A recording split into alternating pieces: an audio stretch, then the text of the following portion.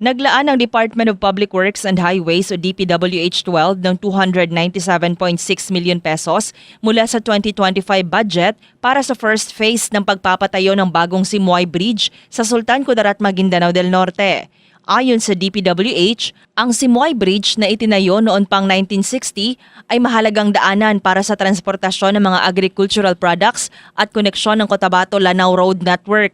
Nagsisilbi rin itong pangunahing tulay na nag-uugnay sa Maguindanao del Norte at mga lalawigan ng Lanao. Inaasahang makakatulong ang bagong tulay para mabawasan ang matinding trapiko at mapabuti ang kaligtasan ng mga motorista at biyahero sa lugar.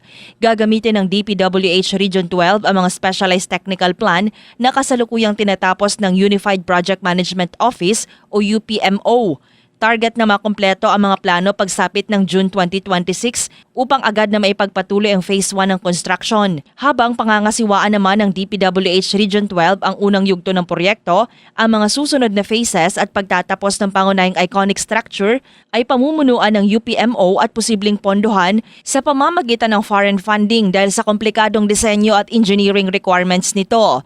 Bahagi ng nasabing infrastructure program ng pamahalaan na mapalakas ang koneksyon ng mga komunidad at mapabilis ang pagbiyahe ng mga produkto at serbisyo sa Maguindanao at mga karatig lalawigan. Drema Kitayan Bravo, NDBC, Bida Balita.